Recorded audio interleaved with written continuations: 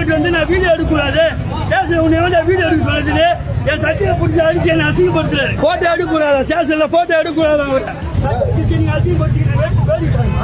1 லட்சம் ரூபாய் காசை வாங்கிட்டு கையில 20 பேர் உள்ள உட்கார வச்சுக்கிறீங்க. கேட்டா அடிக்க வரீங்களா?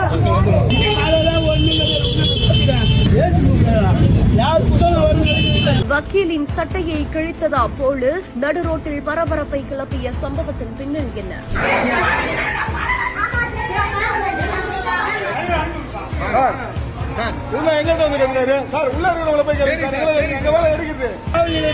இதே பிரச்சனை பணத்தை வாங்கிட்டு ஒருதலை பட்சமா இதே வேலையை செய்யறது. பாதிப்பட்டவங்க ரோட்ல நைட்டியோட செருப்பு இல்லாம அந்த ரோட்ல அந்த பொம்பளை நின்றுது சார். ஸ்டேஷன் வெளில வாடா, நீ எப்படி அவங்களுக்கு ஆஜராவ? நீ ஸ்டேஷன் அவங்க கையை என்ன அடிக்க வராங்க ஒருத்தன். அவனே மேல ஸ்டேஷன்ல வச்சு அவனுக்கு பாதுகாப்பு கொடுக்குறாங்க.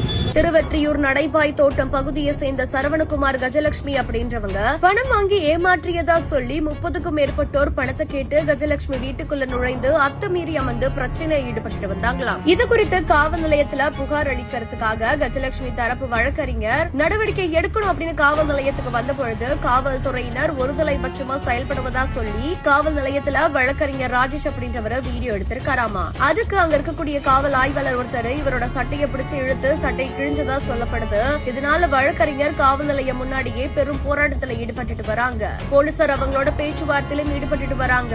இருந்தாலுமே இந்த ஒரு சம்பவம் நடு ரோட்ல பெரும் பரபரப்பை ஏற்படுத்தி இருக்குது. இது நமக்கு ஒரு தரப்புல இருந்து வந்த தகவல் மட்டும்தான். இன்னுமே காவலர்கள் தரப்புல இருந்து எந்த ஒரு தகவலுமே நமக்கு கிடைக்கப்பெறல. அப்படி அவங்களோட தரப்புல இருந்தும் தகவல்கள் கிடைத்தால் மட்டும்தான் உண்மையிலேயே அங்க என்ன நடந்தது அப்படின்றது நமக்கு தெரியும்.